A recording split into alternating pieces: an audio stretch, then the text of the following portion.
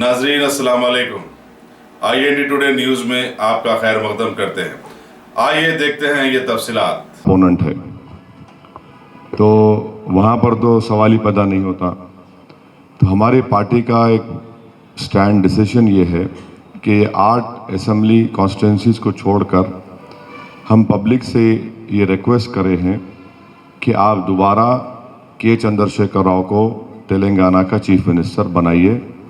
ये हमारा स्टैंड रहा है और हमने इलेक्टोरेट वोटर से ये भी रिक्वेस्ट की है कि ये जो प्रजा कुटुंबी है ये प्रजा कुटुंबी नहीं है बल्कि ईस्ट इंडिया कंपनी 2018 है। इसलिए कि चंद्रबाबू नायडू एक दूसरे तेलुगु स्टेट में बैठकर तेलंगाना के फ्यूचर डिसीशंस को वो कंट्रोल नहीं कर सकते, ना करना चाहिए।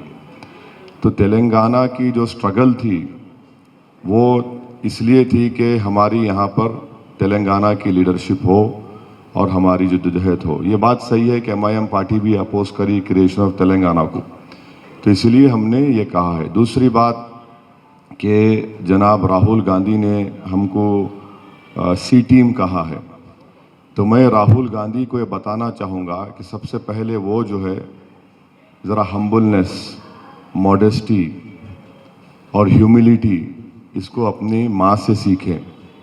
इसलिए कि राहुल गांधी भूल रहे हैं और आप जो सीनियर जर्नलिस्ट यहाँ पर हैं, ईश्वर रेड्डी साहब हैं, हमारे उमर फारूक साहब हैं, 1998 से जब मैं असेंबली में था, जब से हमारी पार्टी 2012 तक कांग्रेस पार्टी को सपोर्ट करी, उस वक्त हम क्या दूध के धुले हुए थे?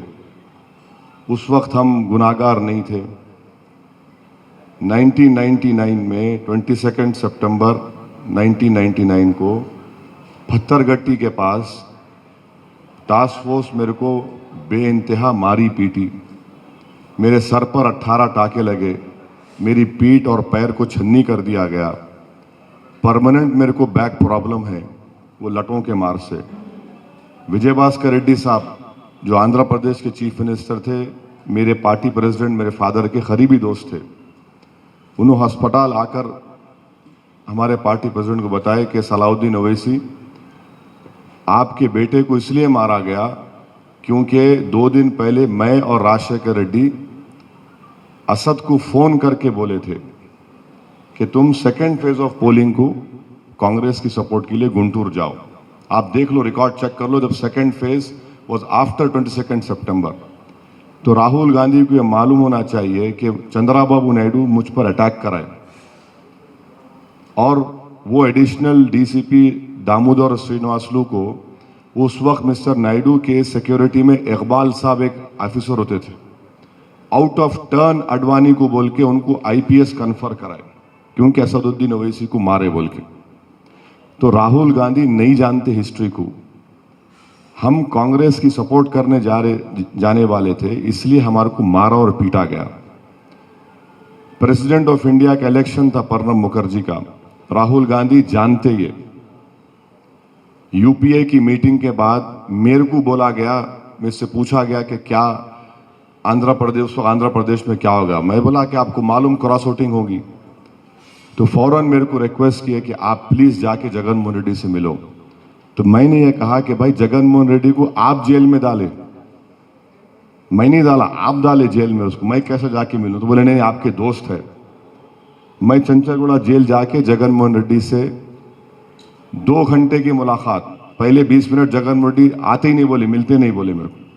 बड़ी मुश्किल से आए, बहुत नाराज थे मेरे से और बोले असद भाई मैं आपकी कॉन्स्टिट्यूंसी में 9 महीने से जेल में हूं, आप मेरे फादर के करीबी साथी थे, आप एक मर्तबा मेरे से आके नहीं मिले। उनकी शिकायत वाजबी थी। खैर मैं बहुत देर उनसे बात करा, समझाया और जगन मोहन रेड्डी की मैग्नेनिमिटी थी कि जगन मोहन रेड्डी मेरे को क्या बोले, असद भाई आप आए मेरे से मिलने के लिए, आप आकर मेरे को रिक्वेस्ट कर रहे हो उस पार्टी को सपोर्ट करो जो मुझे जेल में डाल दी, मगर आप आए, मैं आपको आपकी बात को खाली नहीं जा सकता, आप मीडिया बाहर खड़ा हुआ है, जाके आप अनाउंस कर दो। मैं बोला नहीं, मैं ऐसा नहीं करूंगा। मैं कांग्रेस के जो लीडरशिप जो मेरे को बोली थी, मैं उनसे कहूंगा कि प्रणब मुखर्जी हैदराबाद आकर Mrs Y S Rajasekhara Reddy से मिलना। तो जगनमोहन रेड्डी की आंखों में आंसू आ गए, बोले असद भाई ऐसा होगा? मैं बोला बिल्कुल करूंगा मैं। जब क्या था राहुल गांधी में, न्यूक्लियर डील हो रही थी। न्यूक्लियर डील के वक्त रात के 1 बजे आकर कौन मेरे घर पे बोला था कि उस वक्त नागर कर्नूल के एक एमपी थे और तिरुपति के एक एमपी थे, बोले असद भाई ये दोनों आपके बाजू बैठते, डर रहे, जरा उनकी हिम्मत दिलाओ। ये दोनों भी वोट डाले थे।